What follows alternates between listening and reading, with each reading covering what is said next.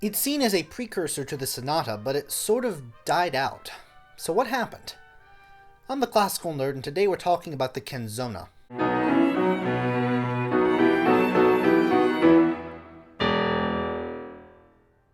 The canzona first developed out of the chanson tradition of the Netherlands, which in turn had been adapted from the chanson tradition of France.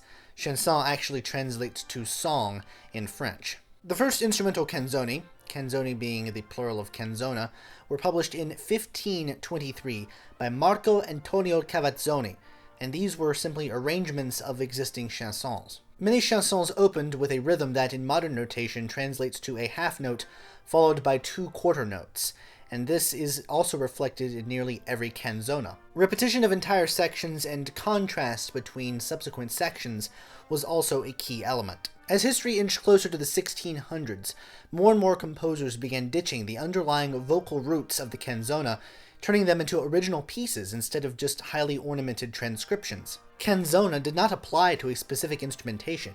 No forms did in that era, and so the solo keyboard canzona evolved in tandem with its ensemble brethren. Once removed from its vocal roots, the form offered a sense of freedom to the composer that the sonata of the era did not. Much as sonata form can be understood as a manifestation of an underlying sonata principle, so too can the canzona be seen as a manifestation of an underlying principle of sectional contrast. Thus, a canzona style can be heard as a section of music in what is otherwise a completely different genre. For instance, imitative sections in the middle of keyboard toccatas by the Dutch composer Jan Pieterszoon Sweelinck can be seen as an incarnation of an underlying canzona style, as they break from the consistent 16th note motion common to toccatas into something that was more akin to what you hear in a canzona. Sweelinck wrote no canzoni, but it was clear that he was at least somewhat familiar with the style because he alluded to it in the middle of some of these toccatas. The toccata was sort of the opposite of a canzona in that the toccata was derived from the action of playing something. Toccata literally means to touch, while the canzona was, as mentioned, derived from vocal roots. So the canzona can be seen as not just something that is its own form, but also something that can be a point of allusion in otherwise completely different genres. The most influential composer of canzoni was Giovanni Gabrieli, who lived and worked in Venice from the late 1500s into the early 1600s, overseeing a change of style from the late Renaissance into the early Baroque. You can't talk about the canzona without mentioning Gabrieli's name, but talking about Gabrieli's canzoni is itself somewhat problematic.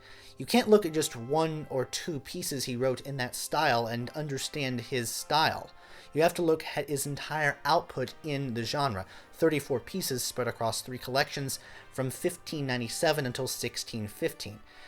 Not only were these things published out of the order of their composition, but looking at just one or two is not going to give you the full picture about the kinds of incredible advancements that he introduced into the genre. Another serious musicological hindrance is that neither Gabrieli nor his pupils left any writings on Gabrieli's actual musical style.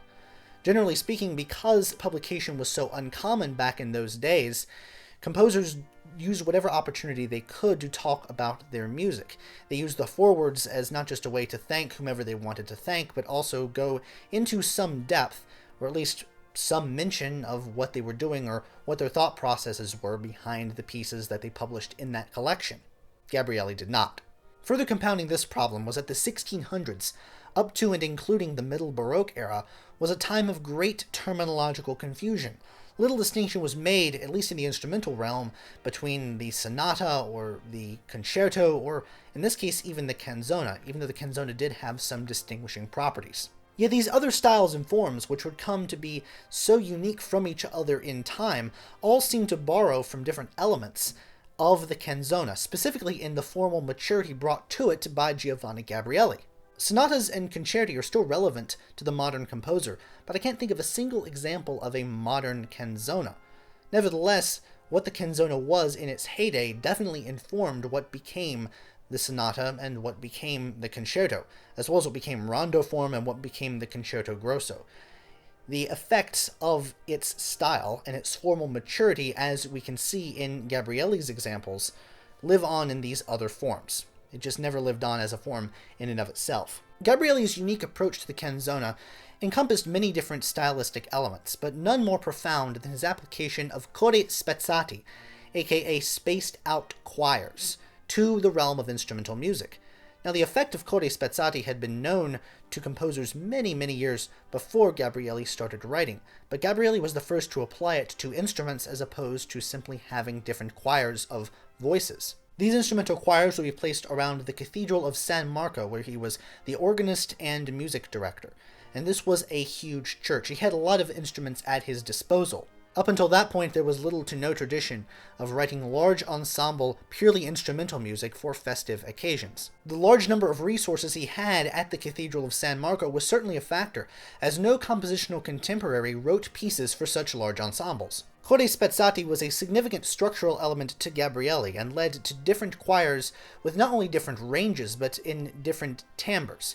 He was one of the first composers to begin to specify instrumentation in his pieces, and he was one of the first composers to also start to specify dynamics in some of his pieces. As might be expected, this contrast was itself used as a formal device. Earlier canzoni retained a semblance of its song-like origins, but less so in Gabrieli. Even though he does generally use the opening half-note, two-quarter note rhythm that is found in almost every canzona, there's a seriousness and there's a newfound weight to the genre. Something that had been light previously was given a new sense of seriousness by Gabrieli. There is also a sense of variation and of dialogue between choirs.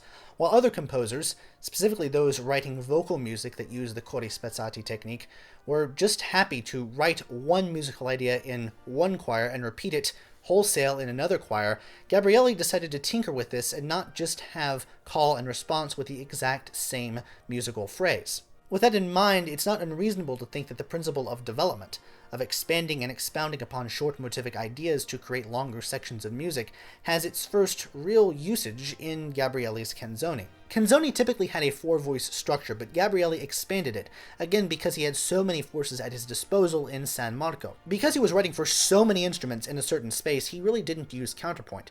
He was familiar with the techniques, but he decided against using it in his pieces just because they were written for such big forces spread out on such a large scale that including lots and lots of turgid counterpoint would ruin the effect he was trying to go after. This is a fundamental reorganization of the relative importance of various compositional techniques for the sake of creating an entirely new incarnation of an existing genre. In a four-voice keyboard canzona, counterpoint makes a lot of sense. When you're writing for so many voices, forget about it. It just doesn't work. A form initially pressed into service out of a sudden need for instrumental music evolved in Gabrieli's hands into something that contained an infinite number of possibilities. The canzona was a simple, song-like, and provincial genre, and in Gabrieli's hands, it became something complex and sacred and polychoral. But Gabrieli's canzoni are not just vocal works played by instruments. He uses his mature canzoni to introduce techniques that are ineffective, impossible, or otherwise unidiomatic for voices. For instance, he brings in fast-moving subjects into lower-voiced choirs, or expands the range of the middle voices both high and low. The large-scale polychoral instrumental canzona fell into disuse after Gabrieli's death, partially because of a downturn in the Venetian economy that made performances of such large-scale works completely impractical. But this was not the final nail in the coffin for the canzona as a form.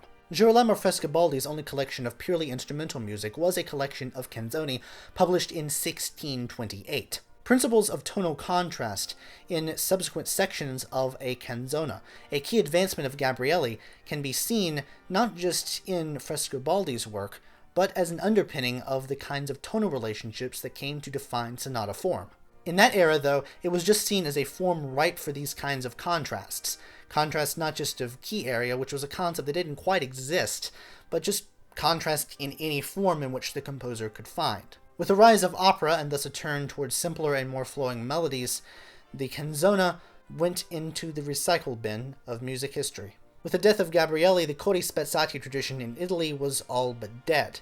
However, the technique did continue in northern Germany of all places, which was where Gabrieli was highly popular, and specifically through the efforts of his most famous pupil, Heinrich Schütz. In translating vocal techniques into the realm of the large and purely instrumental ensemble, Gabrieli created a body of work through which can be traced the evolution of various styles and practices that can be seen even today. It is through Gabrieli that the canzona has had such a profound effect on music history. But in and of itself, the kinds of things that Gabrieli did to the canzona are just simply profound, even more so than I've talked about simply in this video. He was the supernova of the genre, and his work was the best and most grandiose, albeit occurring at the end of the genre's life. Today, arrangements of Gabrieli's instrumental canzoni form the backbone of the brass ensemble literature, and they're often the oldest pieces to be regularly heard on wind ensemble concerts.